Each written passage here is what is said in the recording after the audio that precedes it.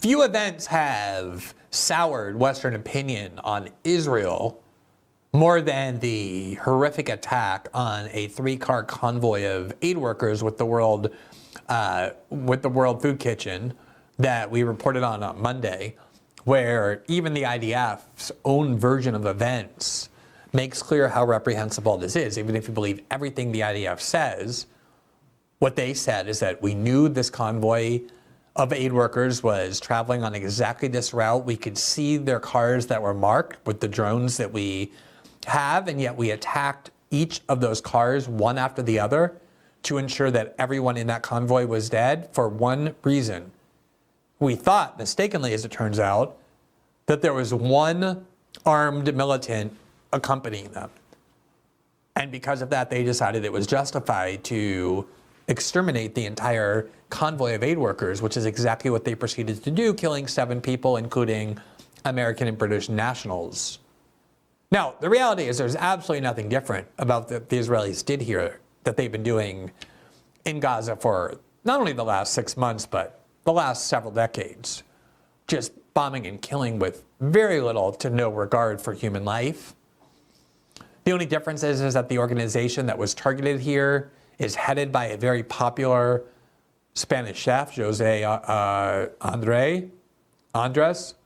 And as a result of that, and the fact that it wasn't Palestinians who were killed this time, but Americans and British and other Westerners, there was a lot of pressure, obviously, on the governments of those citizens, the American government, the British government, to defend the lives of their citizens, and therefore they denounced it in vitriolic terms, extremely uncommon when the Americans and the British are talking about Israel. After all, it's the Americans and the British who are arming Israel and paying for their bombs and providing them with the bombs that they're dropping in Gaza. But there was reporting this week from the Israeli magazine, Plus 972, that shows exactly how extreme the Israeli Defense Forces have become in terms of their disregard for civilian life. We keep hearing they're the most moral army in the world. They're only doing what every other country does in war. And therefore, the only reason why anybody would object is because you have some unique desire to attack Israel, probably because you hate Jews and are bigoted and racist and anti-Semitic. And yet, what the Israelis are doing is anything but normal. The destruction of civilian life is unlike anything seen in any 21st century war, and you even have to go back to many decades in the 20th century to find things that are comparable in terms of civilian destruction, the destruction of civilian infrastructure and the civilian life. But also, the IDF has authorized a formula for determining how many civilians they're willing to kill in each strike in exchange for killing just one Hamas member. They just made the calculation that they were willing to kill 7 aid workers to get one Hamas operative. And he turned out not to be there, but even if he had been, would anyone have accepted that justification? Oh yeah, we wiped out 7 aid workers because they were accompanied by one armed militant? 7-to-1 as a ratio?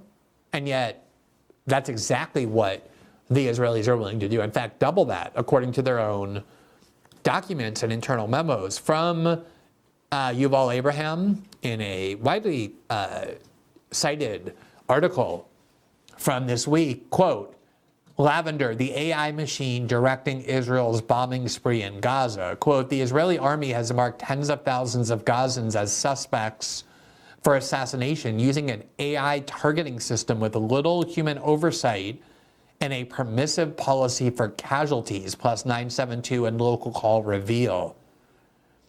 Formally, the Lavender system is designed to mark all suspected operatives in the military wings of Hamas and Palestinian Islamic Jihad, including low-ranking ones, as potential bombing targets. The sources told Plus 972 and local call that during the first weeks of the war, the army almost completely relied on Lavender, which clocked as many as 37,000 Palestinians as suspected militants and their homes for possible airstrikes. During the early stages of the war, the Army gave sweeping approval for officers to adopt Lavender's kill list with no requirement to thoroughly check why the machine made those choices or to examine the raw intelligence on which they were based.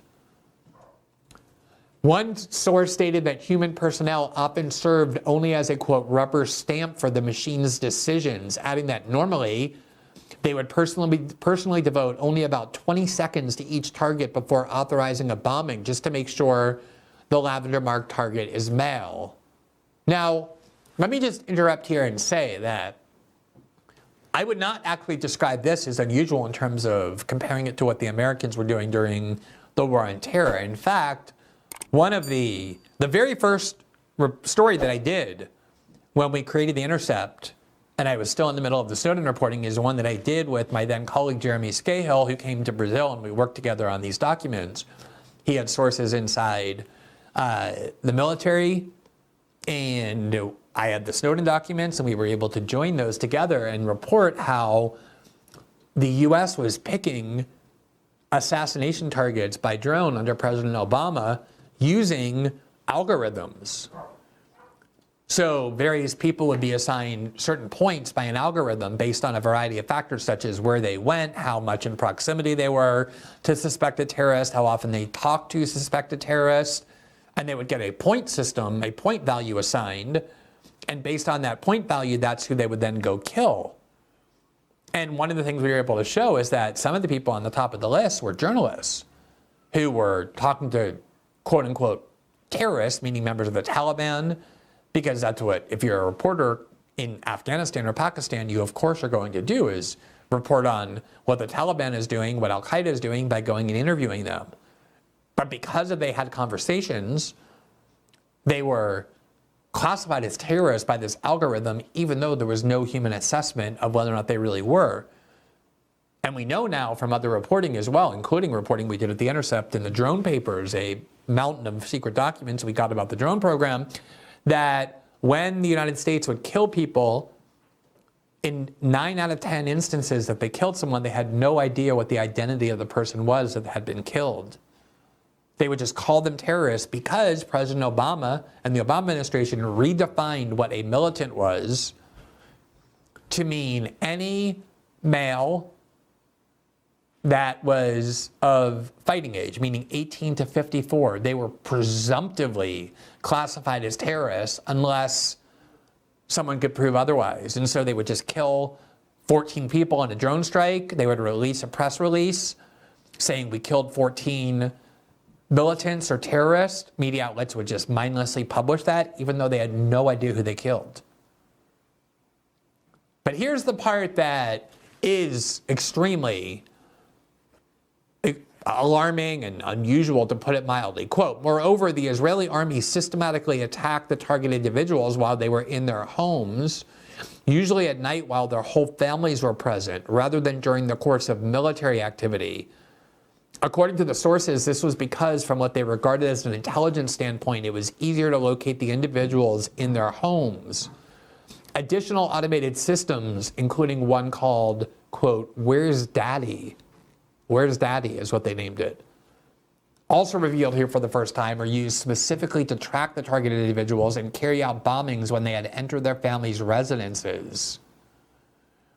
In an unprecedented move, according to the two of the sources, the Army also decided during the first weeks of the war that, and this is the IDF's calculation, numerical ratio, for every junior Hamas operative that Lavender marked, so if the AI system targeted what they thought was a junior Hamas operative, it was permissible to kill up to 15 or 20 civilians.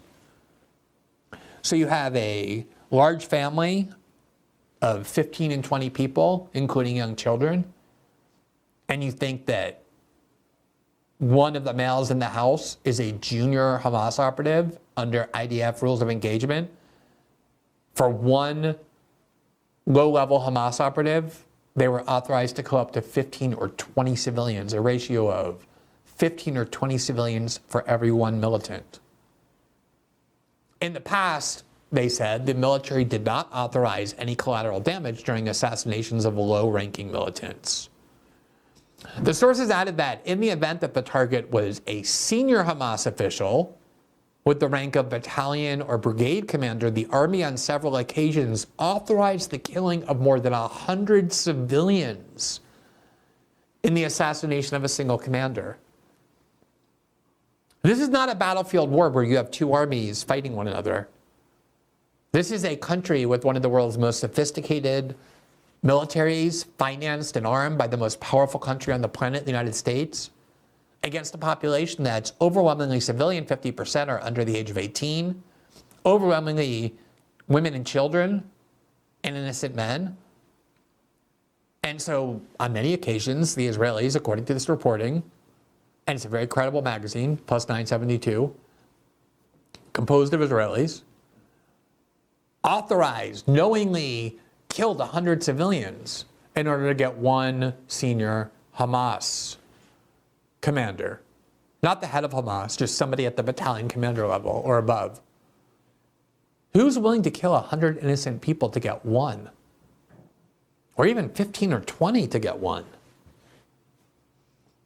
Now, if you're somebody who thinks that's morally justified, then my question to you would be, what objection do you have to what Hamas did in Israel on October 7th? My condemnation of Hamas was based on the fact that I believe targeting civilians of any kind or number is always wrong. But look at the ratio of civilians to military members that died in Israel on October 7th. It was nowhere near 15 to 20 to 1, let alone 100 to 1. Here's the Israeli newspaper Haaretz in November of 2023, how we are counting the Israeli deaths on October 7th. Quote, and they were talking about all the different sources they use. The English newspaper's list currently bears 1,219 names of civilians and members of Israeli security forces who died on October 7th.